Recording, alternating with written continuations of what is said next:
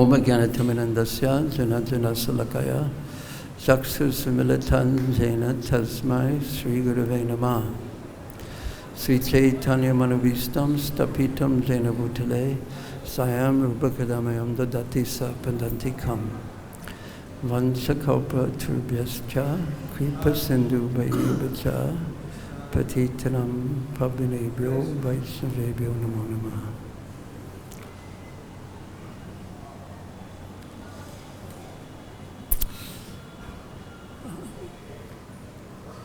Just as right now we are all sitting, or our weight is resting upon this fine marble floor, and we are dependent upon it. And although we don't usually think in this way, we are actually thankful to the floor.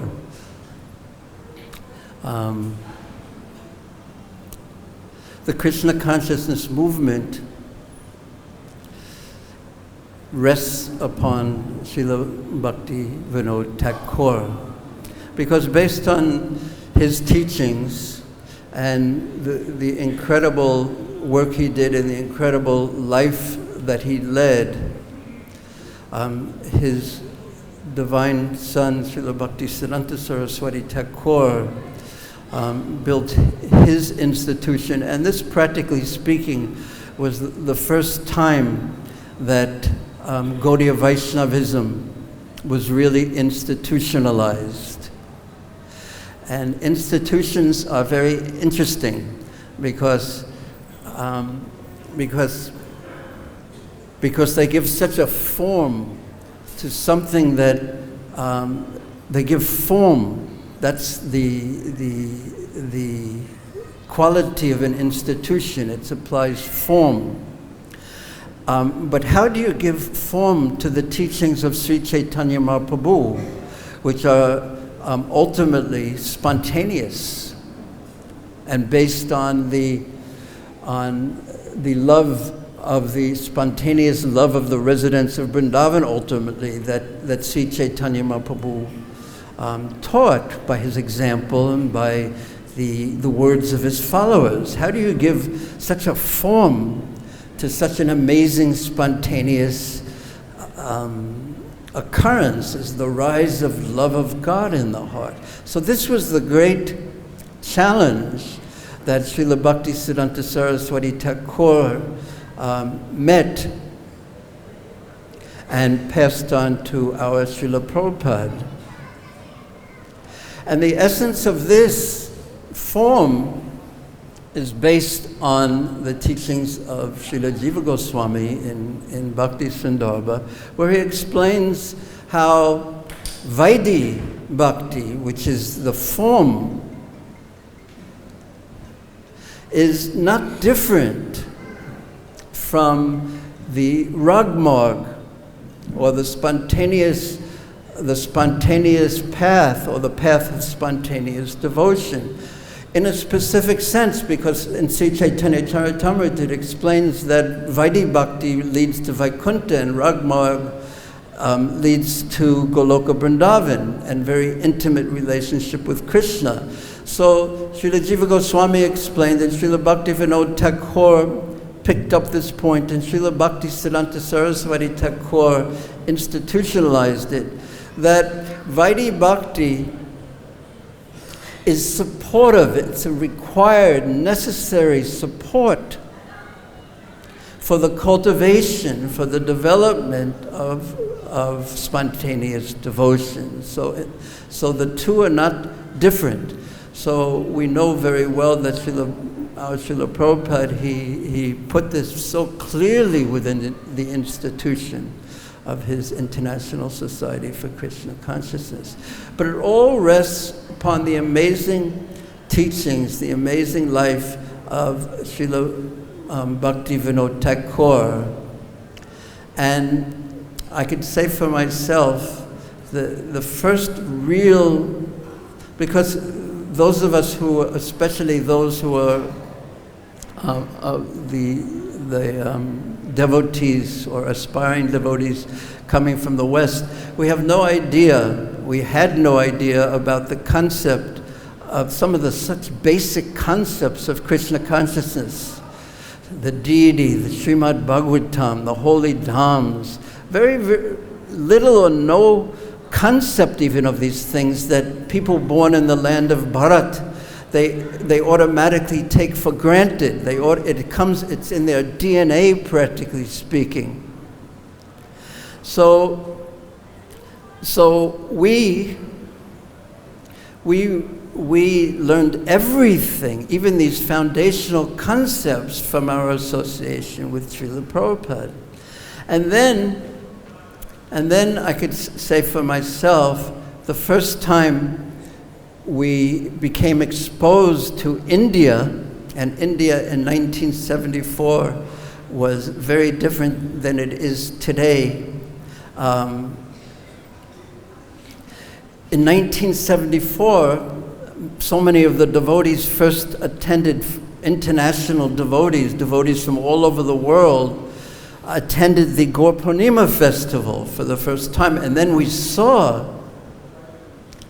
and of course we could say so many funny, interesting stories about our first exposures to India coming from the West.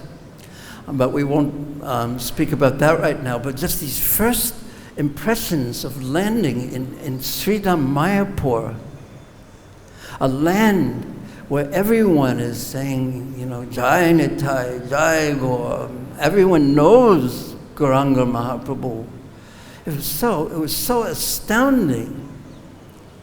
But even more astounding was them being in the land and walking to the Ganga, which was at that time, it seemed like kilometers and kilometers from the land of that Srila Prabhupada had acquired for his Chandradoya Mandir.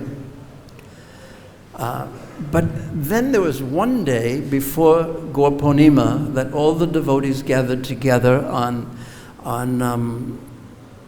the order of Srila Prabhupada, on the instructions of Prabhupada, and then we had kirtan to the Yoga Pit, the birthplace of Sri Chaitanya Mahaprabhu. And for me personally, who had been preaching in Hong Kong, just one or two, and we were visited by Gopal, who is there, our very own Gopal Prabhu, who had been in India for many years, preaching in the most austere conditions. And suddenly we were surrounded by hundreds and hundreds of Vaishnavas from all over the world. And then a kirtan began. And the kirtan was to the Yoga Pit. And it was astounding. I shouldn't say it was ecstatic, because I'm a very fallen soul and don't know what true ecstasy is, but it was extremely wonderful. And the devotees were all chanting, and the sannyasis were all in front with their dandas and dancing and chanting. All the sannyasis were young in those days. Dancing and chanting and chanting and dancing. And then we got to the Yoga Pit, the birthplace of Mahaprabhu. And then the kirtan began, and we were circling the actual mandir established by Srila Bhativinoda Thakur and Srila Bhaktisiddhanta Saraswati Thakur. And then we began chanting Jai Satchinandana, Jai Satchinandana, Jai Satchinandana. And that kirtan was so powerful that I would have to say it did enter my heart.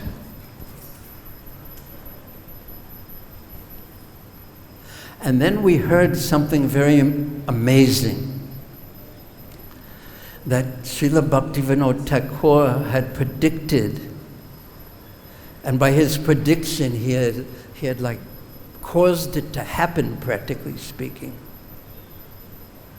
Caused it to manifest through his order. Amara Gai Guru Hai Tare Desh. Through his order, through the practical establishment of the institution, through the practical, incredible, astounding carrying out this order by our Srila Prabhupada, then we heard that Srila Bhaktivinoda Thakur had desired and predicted when will that day come where the Indian devotees, the devotees born in Bharat and the Bengali devotees, and will gather together with their Western brothers and sisters too, and chant together Jai Satchinandana, Jai Satchinandana. So this was so touching because it was actually being manifest in such it was real, it was being manifest in an ecstatic way. And then we went to Godrum Dweep in boats. This was so romantically exciting to go across in boats. I remember I swam across the Jalangi to Godrum Dweep, and then we saw such amazing things. We saw the fan powered by, I think it was kerosene of Srila Bhaktivinoda Thakur. We saw his seed, his library, and at the balcony by which he saw the Adbhuta Mandir being manifested, the effulgent birthplace of Sri Chaitanya Mahaprabhu. We discovered that, and we heard so many things that we had never heard before. So the life of Srila Bhaktivinoda Thakur was so amazing because he lived in the world, but not really in the world. But he lived in the world as a district magistrate, which at that time, now the DM is so powerful, but at that time he practically was the king of a particular area with so much power. And he lived in the world as the district magistrate. And then when one hears of his practical devotional accomplishments, this writing of books, the number of books he wrote, we could spend this class and the next class and the next class just talking about the books that he wrote, such depth. He would study the works of the Goswamis, and his study was translating them and assimilating them in that way. He would study them, assimilate them, and write them into his own Bengali and Sanskrit poetry and books. There's an astounding number, really astounding, hundreds of poetical and novels, and Jivadharma and Sri Chaitanya Shikshamrita, which summarized so many books that summarize the entire philosophy of Krishna consciousness and present it in such a wonderful way.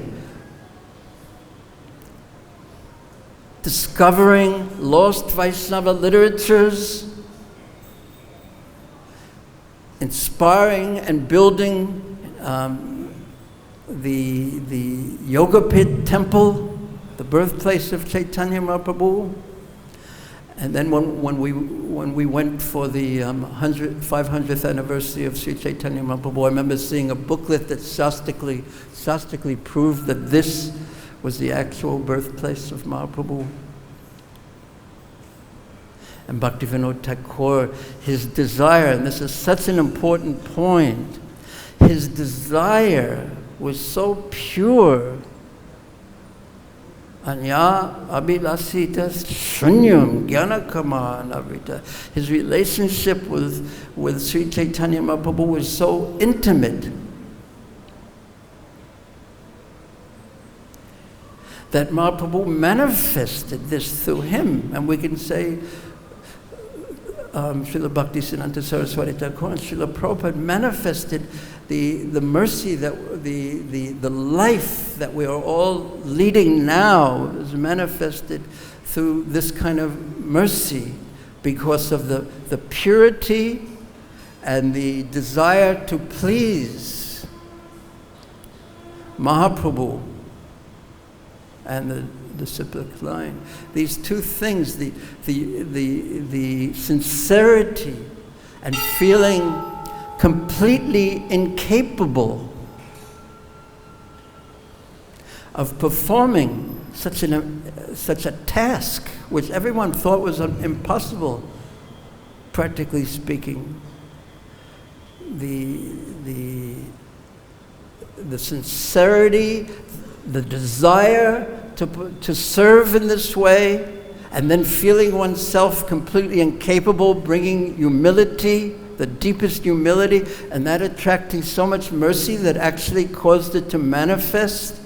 And we are living in that because of that. No, Srila Prabhupada was in the exact same position, and he went through that exact same process of full desire to please Sri Guru and Gauranga, feeling incapable, knowing what that desire was, feeling incapable, the depth of humility that is required, and then by that means Krishna Shakti Nahi Vina Tar Prabhatina, attracting the mercy. This is the process of actually doing something, anything practically speaking, in the service of Krishna. One has to get the depth of humility, of course, purity of desire and humility. So I would like right now, if we will get a glimpse of Srila Bhaktivinoda Thakur's process of developing humility and his mood of humility by trying to enter into that mood in one of his bhajans, one of his songs. Srila Bhaktivinoda Thakur wrote four songbooks, and this song Gopinath is from Kalyana Kalpataru. His other songbooks, Krishna willing, we'll hear and participate in so many, and some of the other songs too. But this type of a song is not, obviously, it's not meant for a performance, because in a performance, there's the actor or the singer, and then there's the audience. Why don't you take it? But in this type of kirtan, Sankirtan performance, the audience is 100% necessary to reciprocate, to be a part of it. It's the kirtan of the song. We'll just sing the first part of Gopinath. So participate and see if we can enter into the mood that Srila Bhaktivinoda Thakur had entered into, and was, through his songs, teaching us how we can be humble. And as Srila Sanatana Goswami describes in Brihad Bhagavatamrita, Dainya and Prema are the same.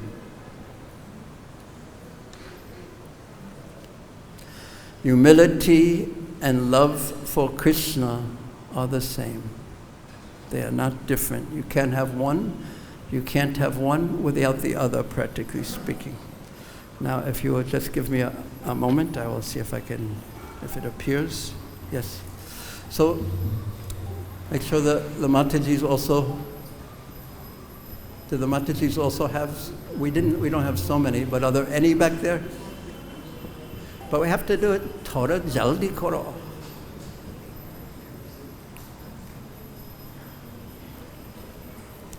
So,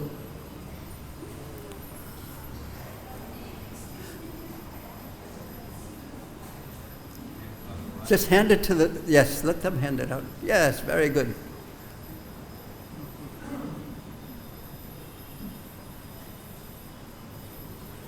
Delegation is the first law of management.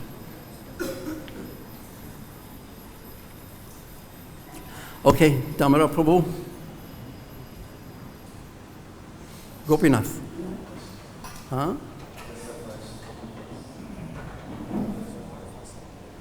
Let's start and we'll see how we go.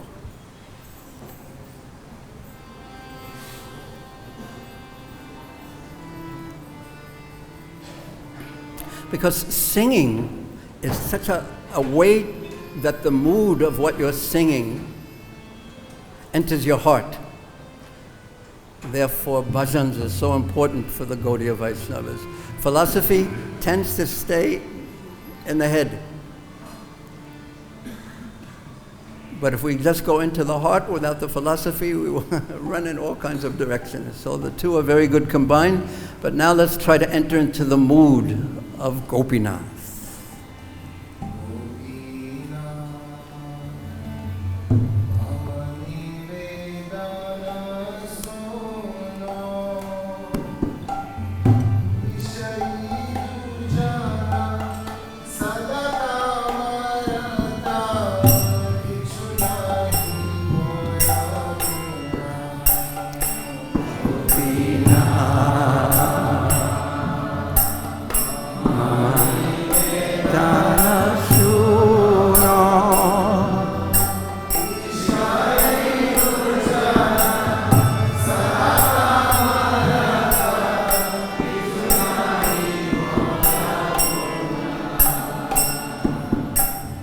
Gopinath. O Gopinath, O Lord of the Gopis, please hear my request to you now. I am just a gross sense gratifier and a wicked rogue. I am continuously addicted to chasing after my material desires, and I don't even possess a drop of any good qualities at all. This is my real position. Now we'll read the second verse, and then we'll sing the second verse. O Gopinath, you are my only last hope.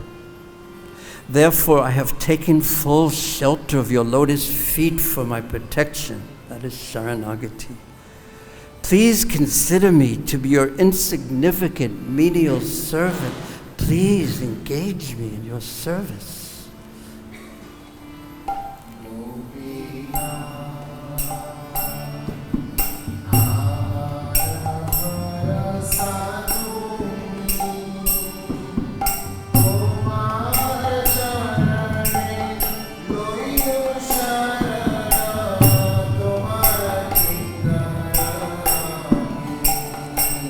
Gopinath,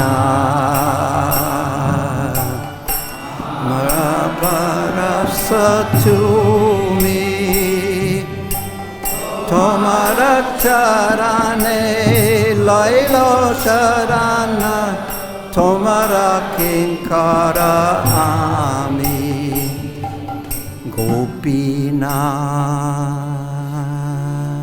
Gopinath, O Gopinath.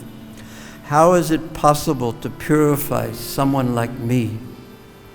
I have no idea about what devotion is, for my materialistic mind is completely absorbed in fruitive actions and reactions. This is my pitiful condition now that I've fallen into the ghastly dark pit of this material world.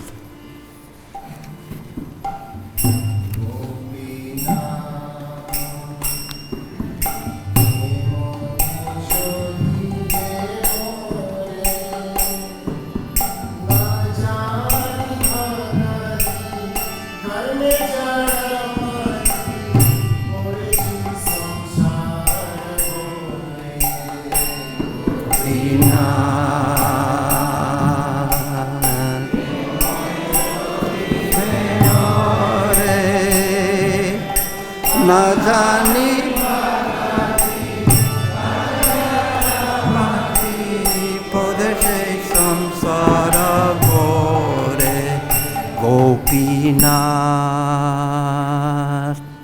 O Gopinath, everything in this world is made of your temporary illusory energy. This body also is totally dependent on strict material laws. And being trapped within such a body, I now find myself helplessly defeated and bereft of all transcendental knowledge. O Gopinath.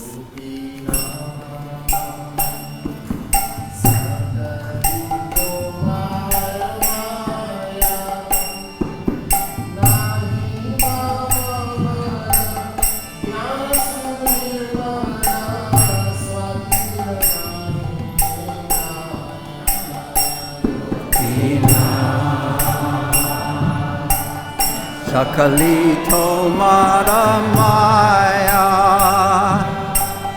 Naimama Bala Gyanasunirmala Swadina Nahi Ekaya Gopinath. Oh Gopinath, this sinner is weeping and weeping.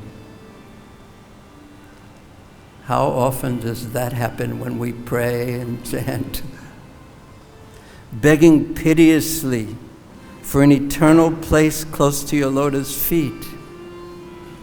Please, please be merciful and bestow such a favor on this fallen soul.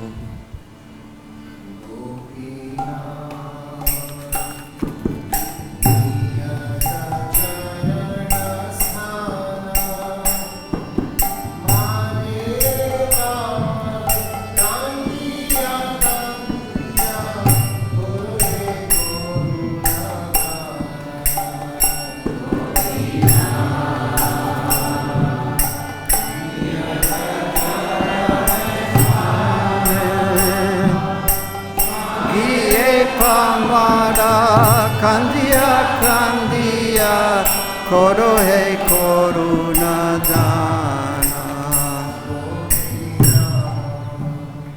O Gopinath, you are the Supreme Lord. Certainly you are able to do anything you like. I know that you have the power to deliver all sinners. So now I am admitting to you, who can be a more of a sinner than my most wicked self? Oh, Gopinath.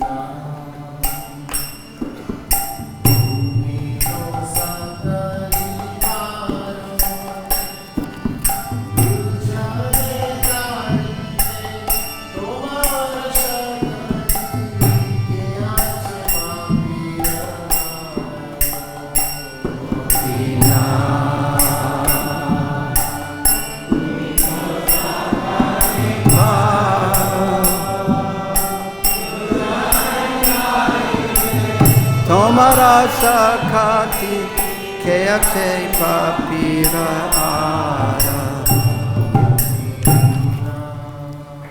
Oh Gopinath, you are like an unlimited ocean of causeless mercy. Because according to modern psychologists, if we just meditate on how bad we are all the time, we're just going to cause ourselves mental harm. And it's true. And meditating on how bad we are and how many faults we have is not humility. Humility means to do as Bhaktivinoda Thakur is expressing, understand my faults and then take full shelter of the unlimitedly merciful Lord. Just to show compassion to all fallen souls, you personally come into this material world and expand so many nice pastimes before our very eyes.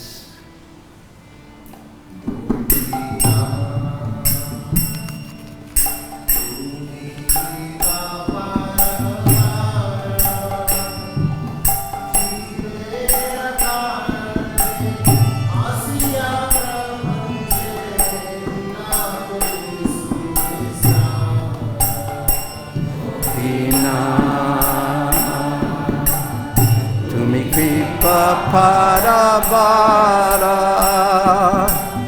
Jivera Kurane Asya Prabhante Lila Koilo Suvistara.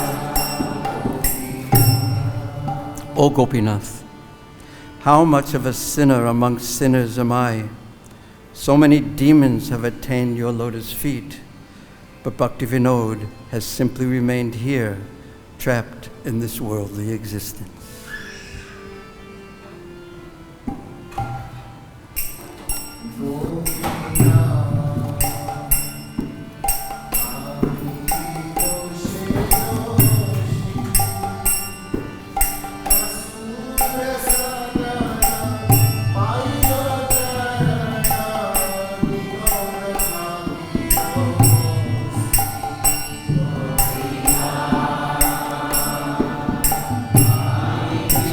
It's the Mahamantra. Mahamantra.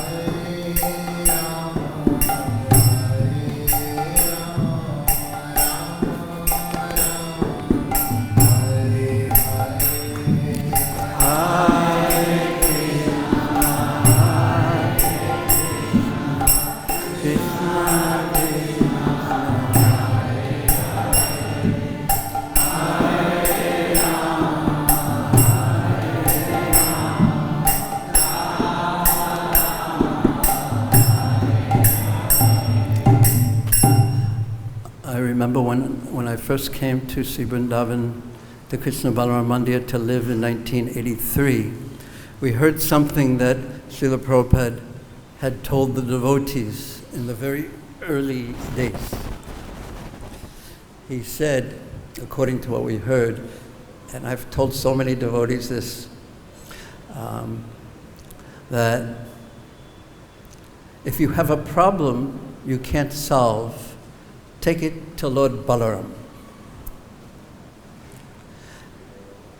Once there was some devotees came from Iran, a few years, sometimes in the mid 80s, they came from Iran, and this was the first Iranian devotees, and they all came from Muslim backgrounds.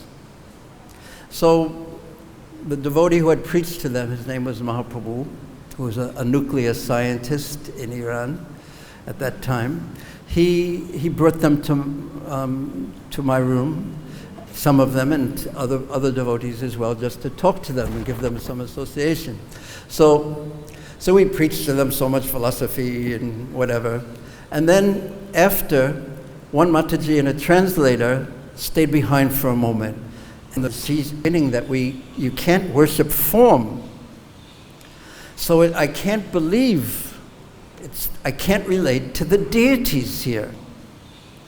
So I can't believe, I can't relate to the deities here, she said. So being who I am, I spoke so much philosophy, and how the Lord's energy, abhinatam namanamano, that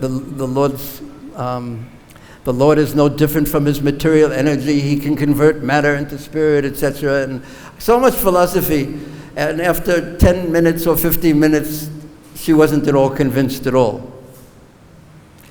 So I told her then, I remembered what Prabhupada said, and I said, why don't you go into the temple room and bring this problem to Lord Balaram.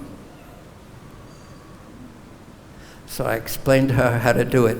You had to use your elbows a little bit to get your position, and then you place yourself right in front of Lord Balaram, you hold your position, and then tell him everything.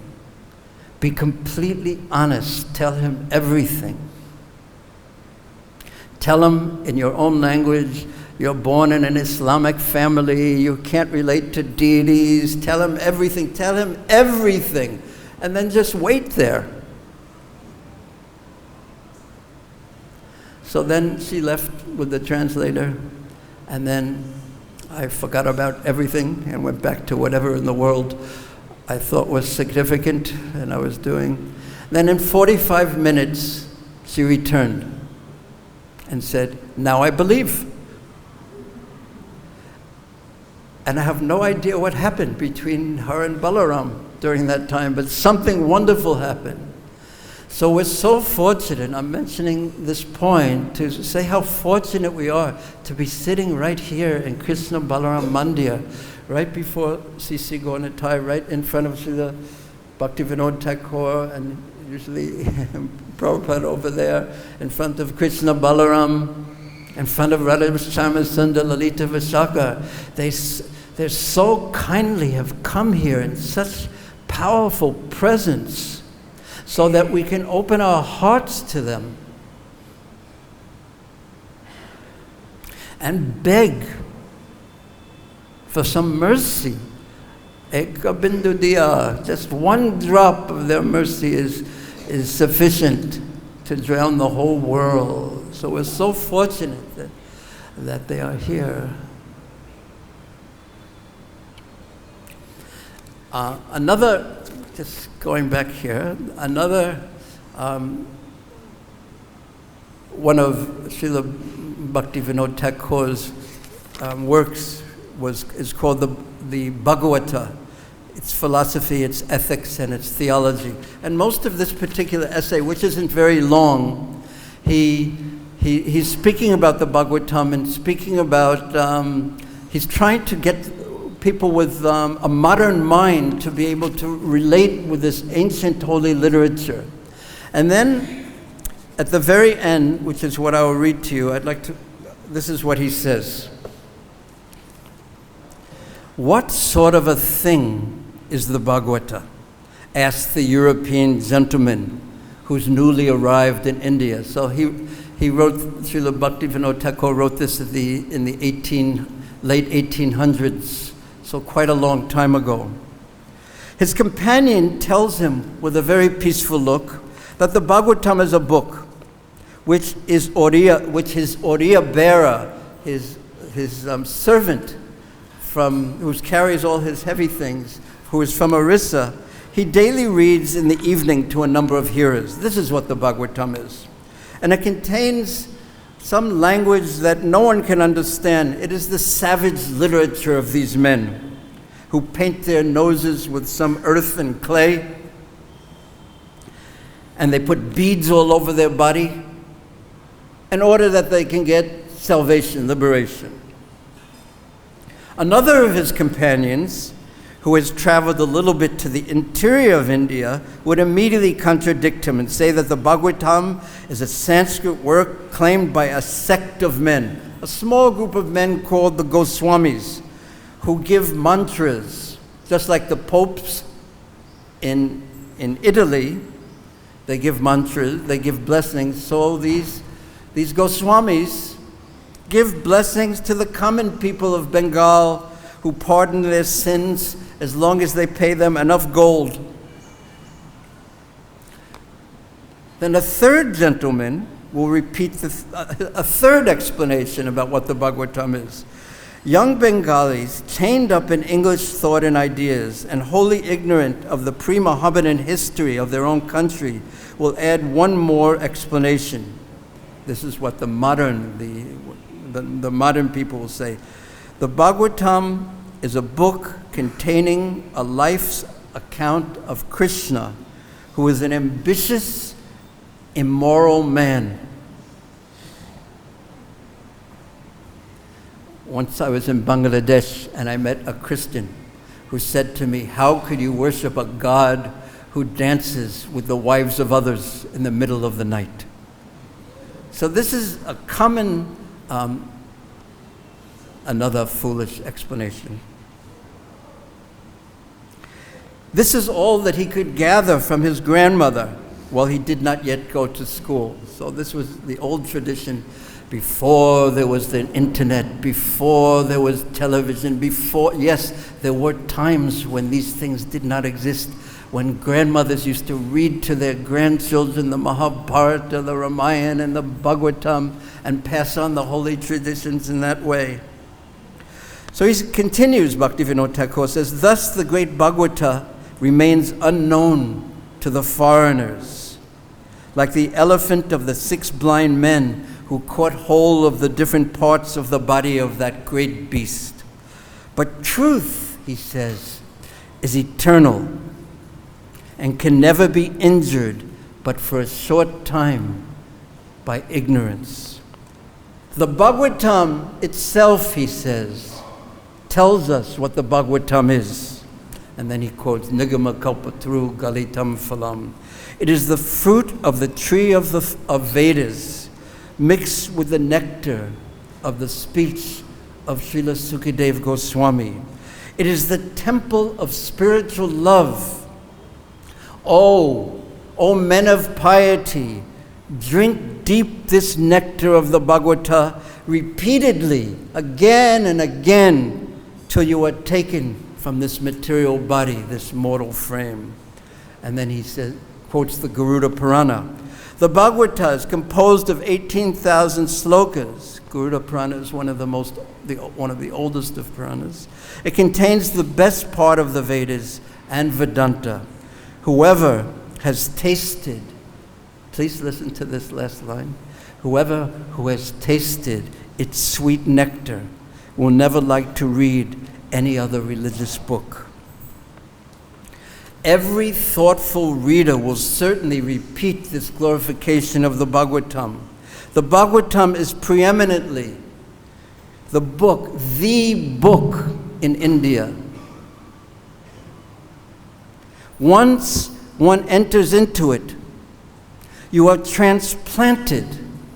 You are uprooted from material existence and placed into the spiritual world, where gross matter has no existence.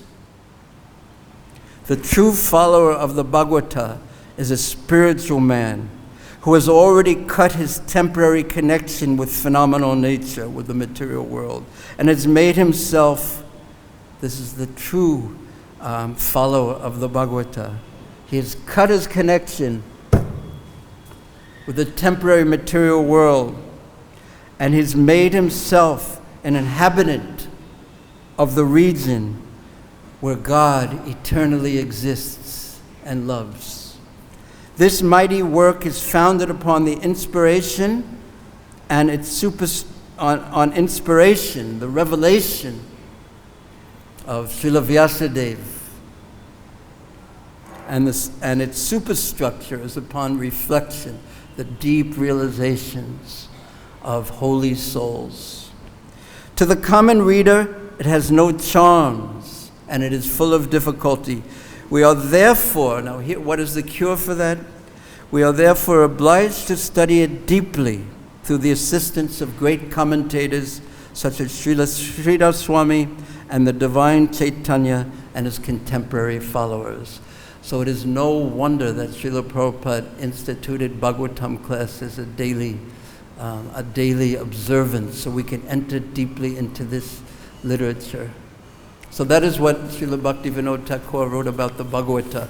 That's how he ended his essay. Now, I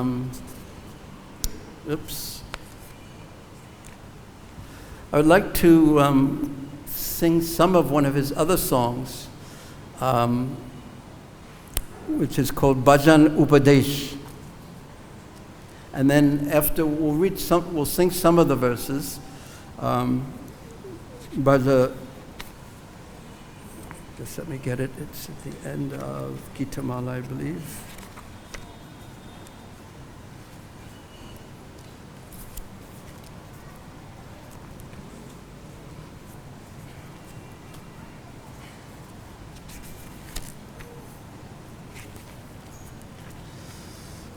Anyway, you sing it. Goldruma Kanana Kunjabidam. There's 20 slokas in this, and we'll only sing a few of them and understand something about Srila Bhaktivinoda Thakur's mood of his bhajan in relationship, his worship, his service to Sri Chaitanya Mahaprabhu.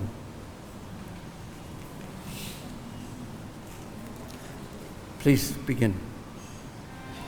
Yadi Hari Pada Saroja hridayam satatam.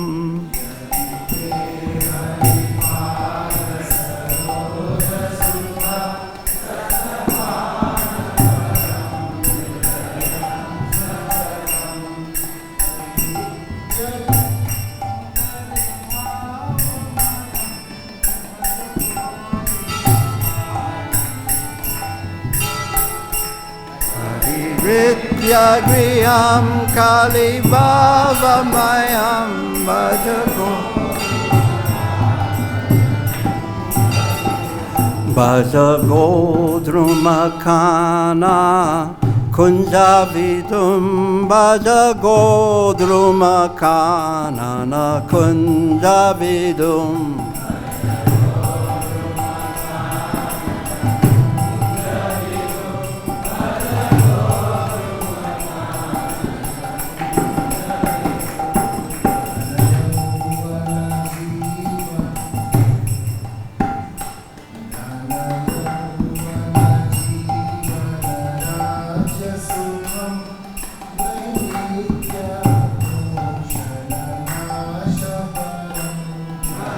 Yovana Jivana Rajasikam Vinityamanu Janana Saparam.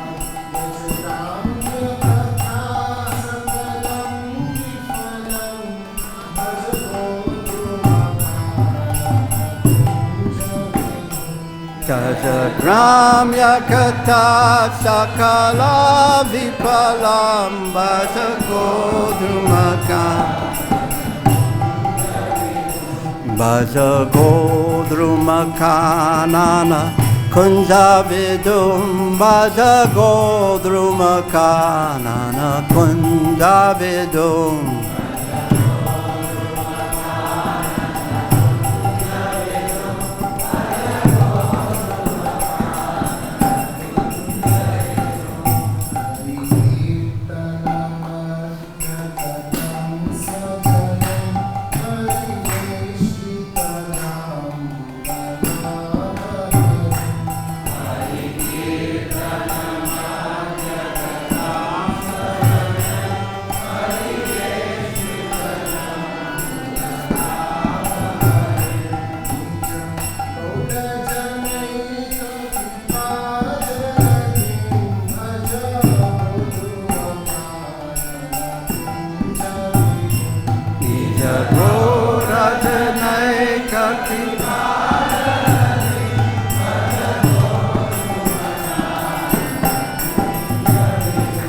Bhajagodrumakanana kunjavidum Bhajagodrumakanana kunjavidum.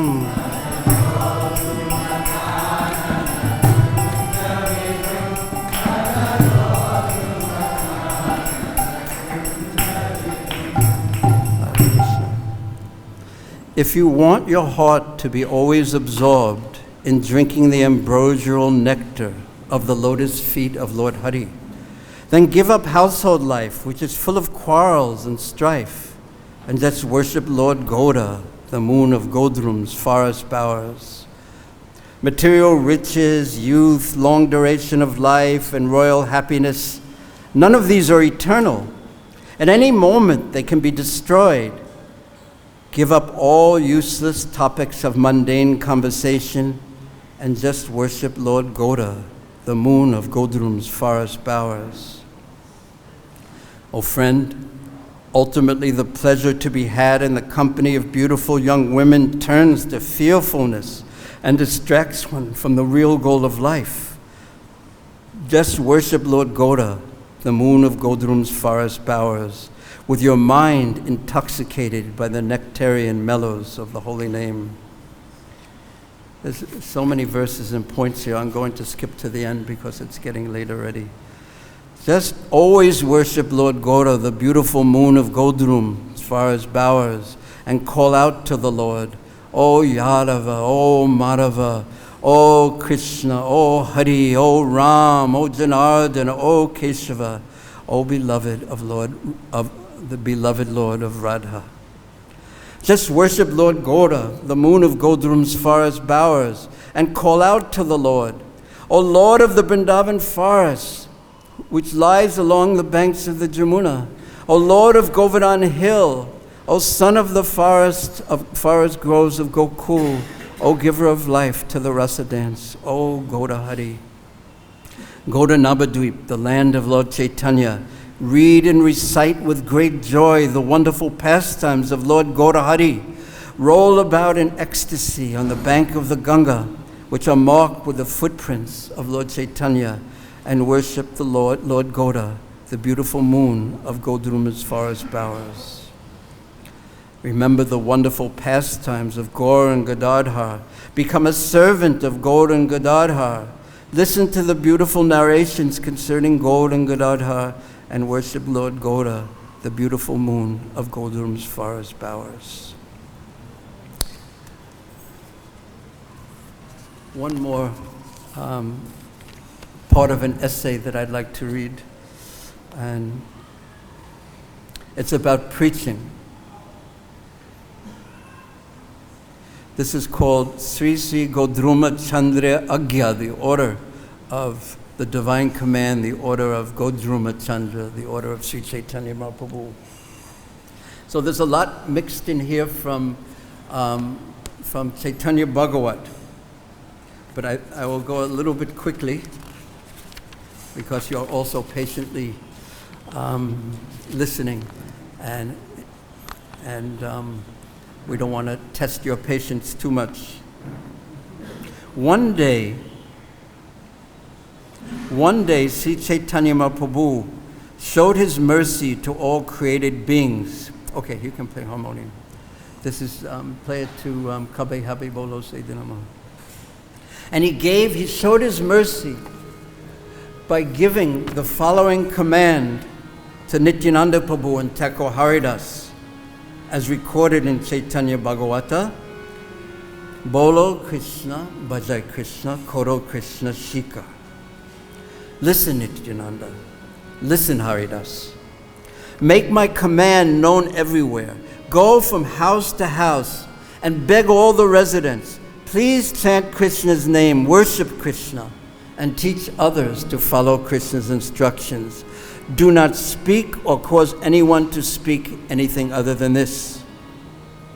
In order to carry out this command, Prabhu Nityananda and Thakur Haridas took the help of other devotees, and they went house to house preaching the glories of the holy name. In a series of statements they preached, Bolo Krishna, Bhajai Krishna, Koro Krishna Shika. There are 3 different commands that are evident. The meaning of the command Bolo Krishna is, Hey Jiva, always chant the name of Krishna.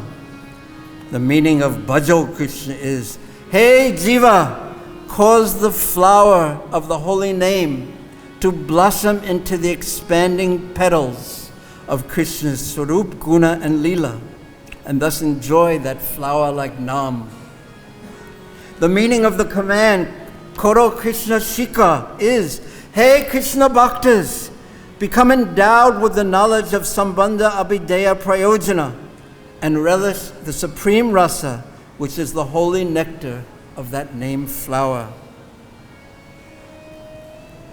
Mahaprabhu's order is simply this, that everyone should, without stopping, chant Harinam, incessantly chant Harinam. The meaning of this command is not that people should always chant the holy name while completely desisting from all bodily activities, household duties, and dealings with others. By ceasing all actions of bodily maintenance, the body will be destroyed in a short time. In the context of this command, then, how should one engage in Harinam? Since the Lord gave humanity the command to incessantly take the holy name, Kirtaniya Siddhahari, then the true meaning is that everyone, whether grihasta, sannyasi, vanoprastha, or brahmachari, brahmana, kshatriya, vaishya, sudra, lowborn, or malecha, and so forth, all people should remain in their respective situations and chant Harinam. Verily, truly, this is the only meaning. it is necessary to nicely maintain one's own natural situation, because that position facilitates the proper performance of one's activities for bodily maintenance, and thus the body will not expire untimely. It's so interesting because the mood of Bhaktivinoda Thakur and Srila Bhaktisiddhanta Saraswati Thakur was somewhat different in this way. Because Srila Bhaktisiddhanta Saraswati Thakur's mood was that if you understand the importance of spiritual life, and then you find out that your house is burning down at home, don't even go home to put out the fire. You just stay and chant. So the moods were different. And Prabhupada, I see, he mixed both moods depending upon who he was speaking to. But Bhaktivinoda Thakur continues. But your bodily maintenance requires dealings with others. It is essential that all actions be observed in a pure and undisturbed fashion. Then all of these things will be conducted very nicely. When Nityananda Prabhu was preaching the first command of Mahaprabhu, he spoke in the following way. Bolo Krishna, Bhajo Krishna, Koro Krishna Sika. Nityananda and Haridas repeated the Lord's command by calling out to everyone. And this is actually the mood that Srila Prabhupada put into his International Society for Krishna Consciousness. I remember very clearly a letter that he wrote where he said, if there is no preaching, the institution becomes rubbish.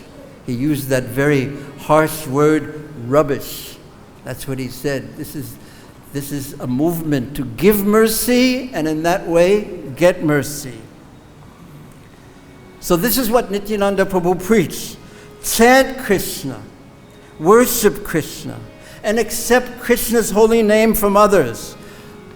Krishna Mata, Krishna Pita, Krishna Pranadan. Krishna is your mother, Krishna is your father, and Krishna is the treasure of your life. Krishna has incarnated for your benefit, so please worship this merciful Krishna and give up all sinful activities. After receiving the command to preach the holy name, and Prabhupada, by the way, he did tell me personally that it is my order to all my followers to preach. And if Krishna gives you the opportunity to preach, you should take it. So if you are a follower of Srila Prabhupada, this is your order too.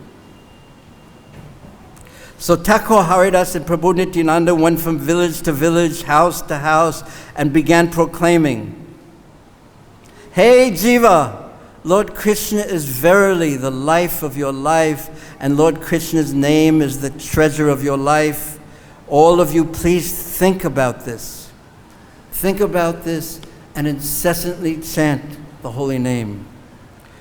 Living thus absorbed, the only other thing of concern is to see that no sinful behavior contaminates your activities of body or household maintenance. The meaning of the word anachar is asadachar, the activities that are impious. There are many types of impious sinful behavior and that are classified as anuchar, speaking lies, thievery, wantonness, doing harm to others, killing any living entity, disrespect for superiors, and so forth. Sri Nityananda Prabhu has personally explained the meaning of the word anuchar as follows. So then there's more verses explaining in great detail what this anuchar. So chant Hare Krishna and avoid asadachar, activities that are not suitable for eternal life, that are sinful and inappropriate. Nityananda Prabhu said, Hey Vipra, quoting from Chaitanya Bhagavat, just give up the path of irreligiosity once and for all about Jagai and Madhai. Do not perform any further sinful activity. However, renouncing adharma alone, you should not live carelessly, but rather make a positive endeavor to accept the path of Dharma. And then he describes the principles of Dharma from the 7th canto of the Bhagavatam, which I won't read because there's a lot of them, but all of you should read in your time. Oh, brothers, he continues, for the purpose of passing your lives nicely, please desire to engage in activities that can constitute the principles of Dharma. Just behave honestly in this way and incessantly, without stop, remain absorbed in Harinam. That is my only advice to you. That's what Bhaktivinoda Thakur blessed the world with. We should sing, what did we decide to do with Ohe, with Kabe Bolo Se Dinama? I wanted to end with this most amazing song of Bhaktivinoda Thakur that imbibes so many of the things that he's already said, but really there's no time. But what should we do? We should sing? Okay, you sing it verse by verse and I'll read it and then we shall end. This is such a wonderful song. This is right at the next to last song of his Bhaktivinoda Thakur songbook, Sharanagati. The last song teaches us how to develop our spiritual body through Harinam. And this song teaches us how to be exactly right to chant. So please listen, please imbibe it, and please chant along with us.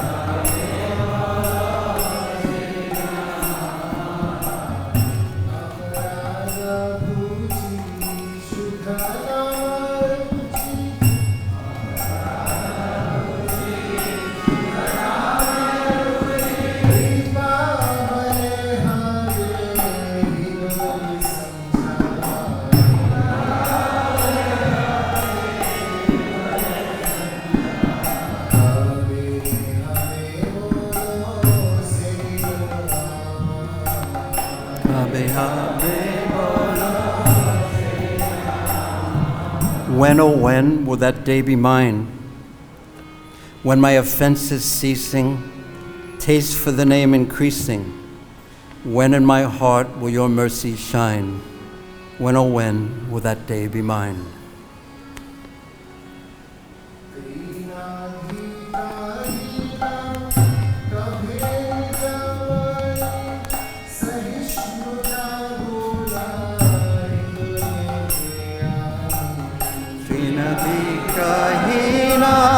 Kabeni Zamani Saisnu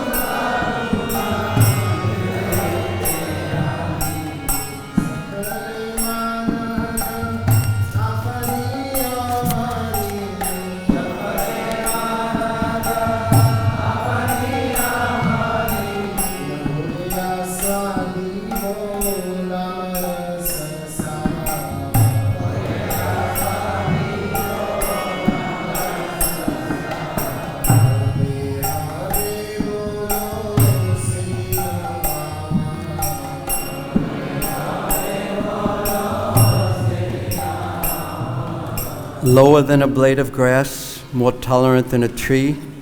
When will my mind attain this quality? Respectful to all, not expecting their honor. Then I shall taste the name's nectar sublime. When, oh when, will that day be mine?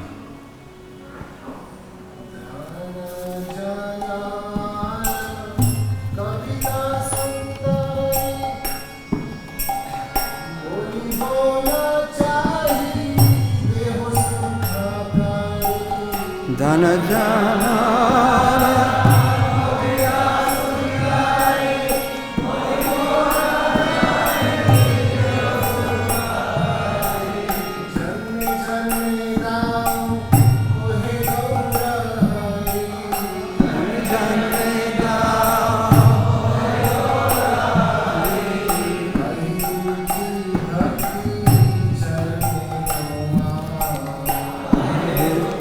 bhakti charane.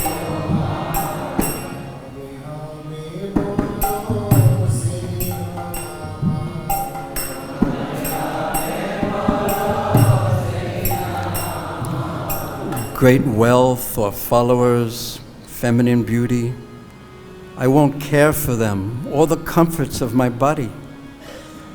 Birth after birth, give me, O Lord Chaitanya, causeless devotion to your feet divine. Kabe habe bolo se dinamar, when oh when will that day be mine?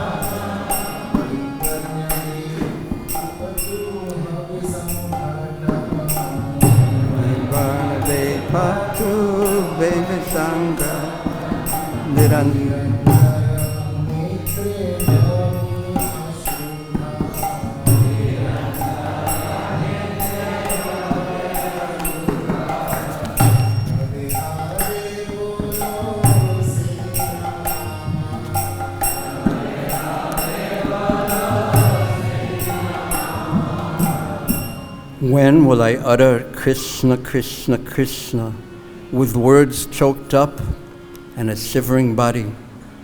When will I be trembling all over, lose bodily color, tears pouring from my eyes? When, oh when will that day be mine?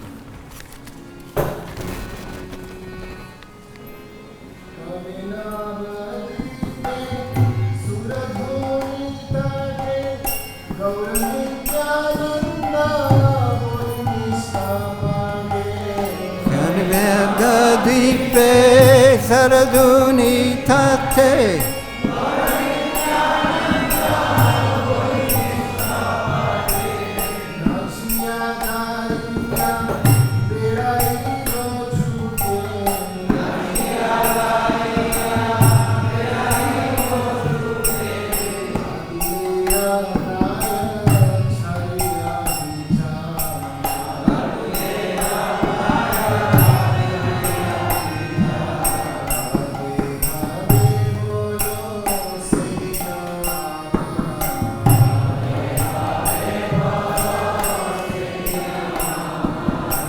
when in Navadvip, along the Ganga bank, shouting Gaura Nityananda as a surrendered soul, dancing, chanting, running everywhere. When will I become half mad of mind? When, oh when will that day be mine?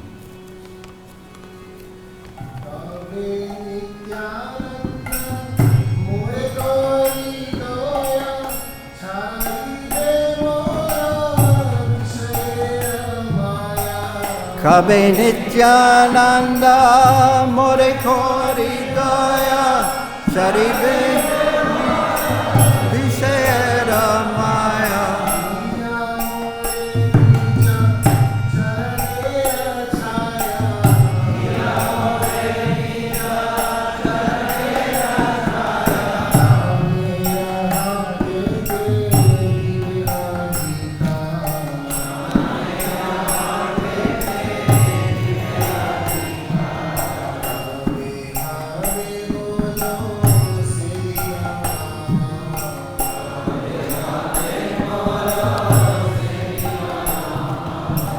When will Lord Nityananda show mercy to me?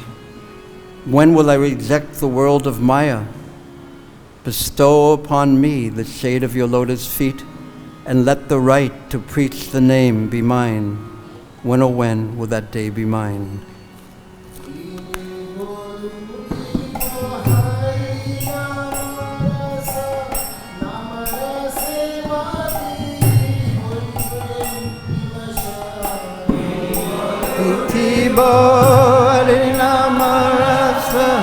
Namarasa mate devi vasa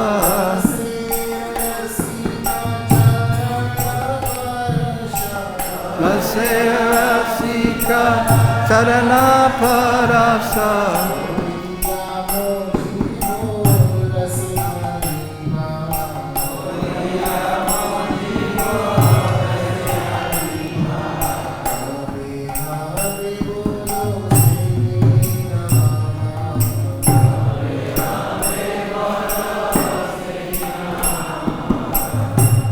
I will beg, borrow, or steal the nectar of the name. By the name's effect, I will feel paralyzed.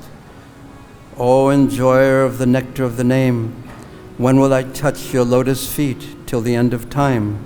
When, oh when, will that day be mine?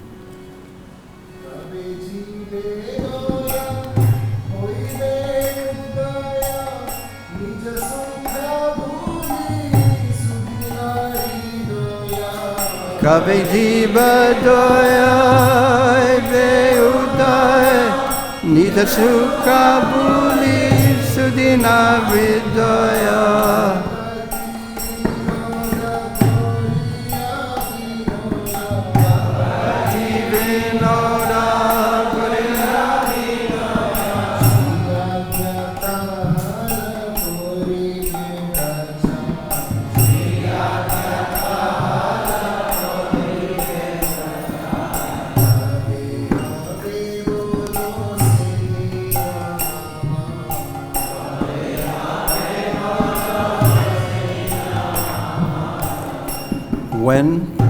When kindness to all beings will be appearing, with free heart forget myself comforting, Bhaktivinoda in all humility praise. Now I will set out to preach your order sublime. When, oh when, will that day be mine? Srila Bhaktivinoda Thakur ki jai, Srila Prabhupada ki jai, Srila Prabhupada Bhaktivinoda ki jai. Before you leave, just take a moment to offer some very deep and honest prayers to Srila Bhaktivinoda Thakur, to Srila Prabhupada, to C.C. Gonatai, to Srila Bhaktisiddhanta Saraswati Thakur, to Krishna Balaram, to Radha Shyama Lalita Vishaka. And be honest and open-hearted and be happy. Hare Krishna.